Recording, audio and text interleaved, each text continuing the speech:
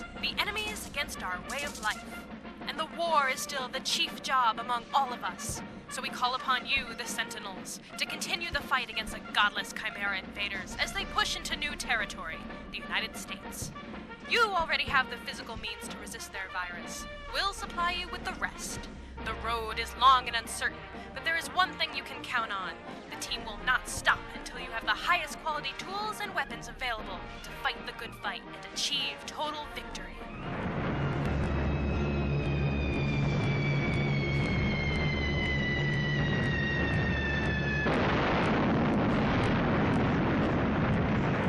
What would the world have been like if World War II had never happened? The highly anticipated sequel, Resistance 2, picks up on the storyline of our hero Nathan Hale as he fights the brutal forces from the cold Soviet North. And no, it ain't the commies.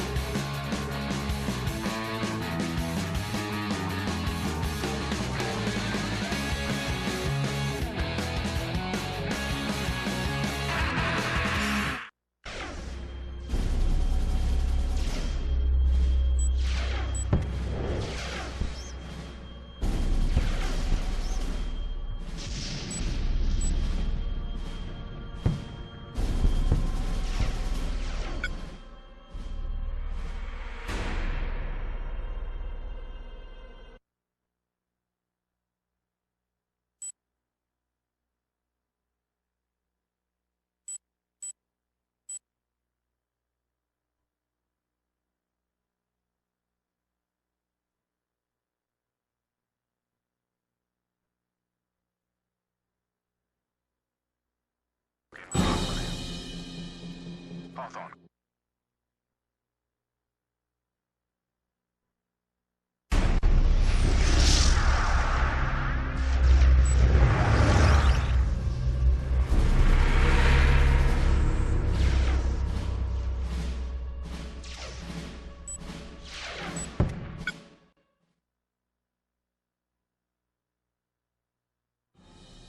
We're here at SCEA's motion capture studio to talk to some of the team members from Insomniac Games about how they're rewriting history to their own ends. What kind of world are they building for this game, and how much had already been planned before they even started putting pen to paper? The game isn't coming out until the fall, so you're obviously still early in the development. What are you guys working on right now? Oh God, everything. Everything from the story. From the campaign mode to competitive multiplayer to co-op, and then we're here today. We're doing more mocap for the game. So honestly, every little part is being worked on. Contact on the right. Smoke him. So Resistance: Fall of Man was a launch title for the PS3, and basically that was Nathan Hale fighting the Chimeran army basically in England. And now Resistance 2 is picking up right where Resistance 1 left off. So there's no gap in time? It just no, basically the game actually starts with the same ending that you saw in Resistance 1, basically Nathan Hale going into a helicopter, being taken away by these mysterious soldiers, and that's where we pick up Resistance 2. How is the story different, or are you going to be, can you tell us anything? Yeah, so basically as I said, it starts right off where the last one, and basically Nathan Hale in that helicopter gets shot down over Iceland, and basically they barely make it out of Iceland because the Chimeran bases come in and attacked, and they survive that, and then basically the game picks up 2 years after the fight in Iceland. Basically Nathan Hale is trained with an elite group called the Sentinels, and he's kind of the leader of them, and basically the fight picks up in San Francisco. And how is the look of the game going to be different from the original? I think definitely one thing you're going to notice is the variety of the environments. I mean, we're taking the fight to America, and you're definitely going to see some really diverse environments. I mean, I think when people see Resistance 2, sometimes they're going to go, oh, wow, that's a sequel, because we have so many different environments. Obviously, I've described San Francisco, and we have some other areas I can't talk about just yet, but are very, very different from San Francisco. Excellent. And you mentioned the co-op mode and the multiplayer mode. Those are definitely going to be a big draw for the game because you have huge multiplayer in the works. Can you tell me about those? Yeah, so multiplayer, obviously, you know, we broke some new ground with Resistance Fall Man. We had 40 players. Now we're jacking that up to 60. So, yeah, and, you know, when you hear that number, you're like, oh, how's it all going to work?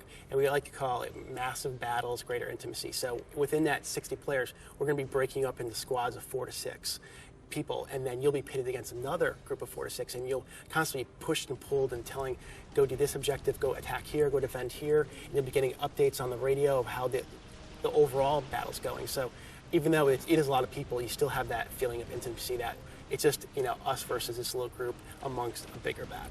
And the co-op isn't just like 2-player mode. It's got a lot more to it. So one great thing is it's just not playing through the campaign mode with the Betty. This is a completely separate mode that basically it's a parallel story to what's going on in the campaign mode, and you get the coolest thing is you get to play it with up to 8 people online. So it's a group of 8 guys kind of going fighting the Chimeran forces, which is really cool. And there's different character classes that you play as.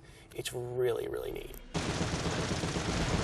Now you mentioned that the original was a launch title, so you guys didn't have too much experience working with the full capabilities of the PS3. How has that timeline changed for you guys now that you have more experience with working with the hardware? I mean, we're working on our 3rd PS3 game, and obviously, you know, we saw how the improvements we made when we went from Resistance to the first Ratchet on PS3. I mean, it was leaps and bounds. I mean, I think from what I've seen, I think it's going to make that just as big of a leap. I think I've seen the technology that's going in there. I can't describe exactly what they are just yet, but I think people will definitely know that this is a 3rd generation PS3 title for sure. I mean, it's, as it happens with every generation, as you start working more with the system, you can see what you can get out of it, and the games that will look that much better and run that much better. Over the next few episodes, we'll be checking back in with the developers at Insomniac to find out how the game goes from big idea to PS3. It's definitely a long, uncertain road ahead, and who knows, a lot of changes can happen over the course of development. I guess we'll have to wait and find out. Stay tuned.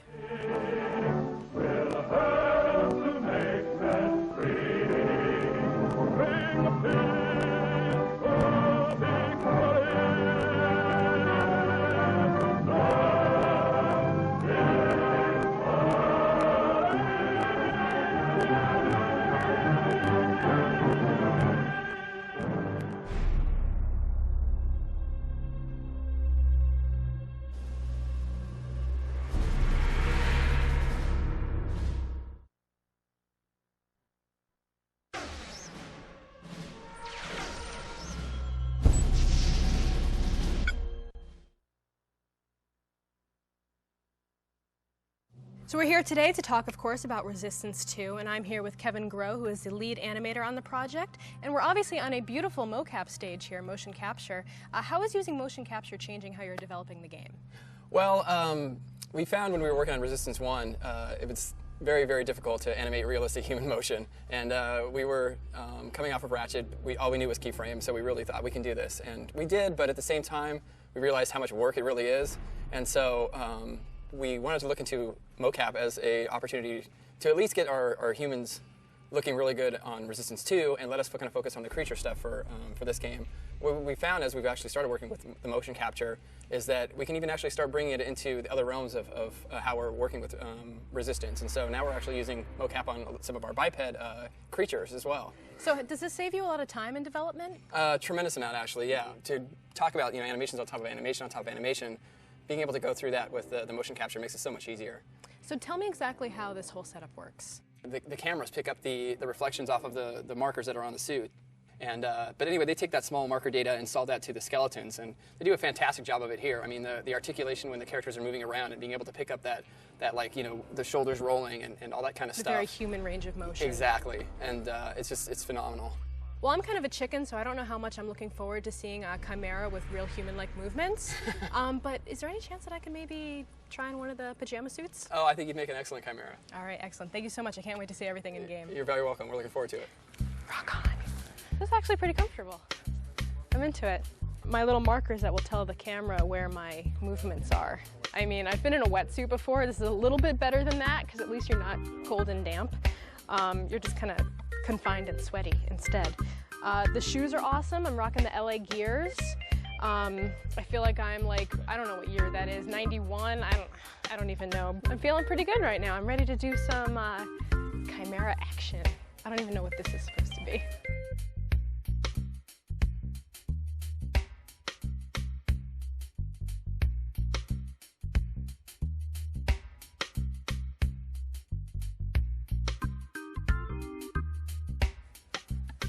Does that look convincing at all?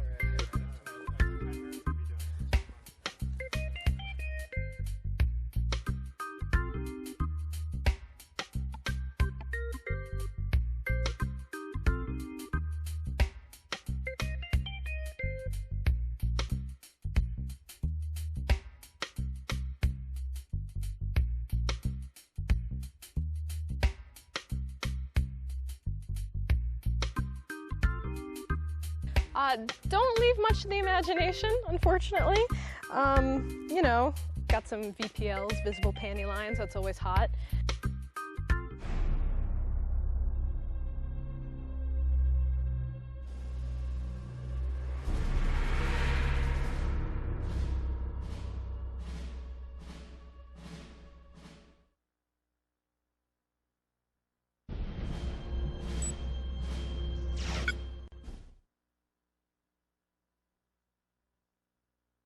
I'm here with Mike and he's showing us the InnerSense camera technology. So how does this work with the mocap stuff in the other room? So we're actually using this for the in-game cinematics. We're using this camera to move in-game and create movies basically like we would in feature film. It looks very real. Yeah. I mean, it's kind of incredible. Did you develop this, or where did you come up with the technology? We sort of adapted it from feature film. We took it, the same idea that they're using on films like Beowulf and Monster House, and just applying it here. Resistance 2 is kind of the first game using this technology. Can I try? Yeah, here. Whoa, it's an earthquake! Oh my god, we're tipping over! The boat's sinking! It's like, we're too close! Get away! Yeah, I'm not very good at this. This is why I don't do camera work. I'll leave it to the professionals. Sounds good. Well, thank you so much. It really makes it look a lot like a movie. Yeah, no, that's the idea. Hopefully we'll get much closer to features and close the gap. Cool, I can't wait to see it implemented in the game. Thanks.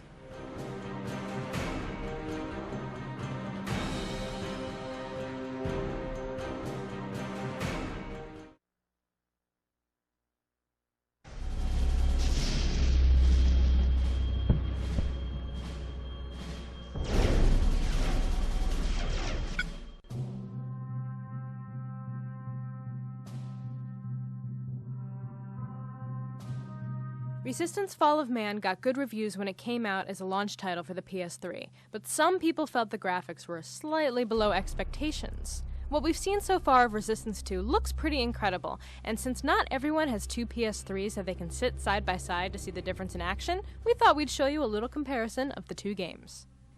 First, let's take a look at the Chimera. In Resistance Fall of Man, they're not bad, a little flat in terms of the textures, especially when you get right up in their faces.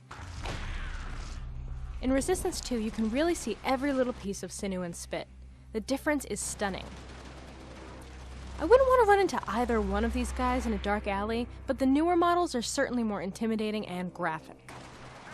The Chimera truly come at you in force in Resistance 2. You used to be able to take out the little guys with one shotgun blast, but now there's a lot more effort into holding back the flood of invaders. The action is also a lot faster and more intense. In the first game, the colors were very monotoned. Lots of grays and browns, which sort of makes sense for the theme of the game, but isn't very visually interesting. Now you really see all the detail in the environment, and the colors are richer and more lifelike. Overall, it's easy to see how Resistance 2 is taking better advantage of the PS3's hardware this time around, in all its gory detail.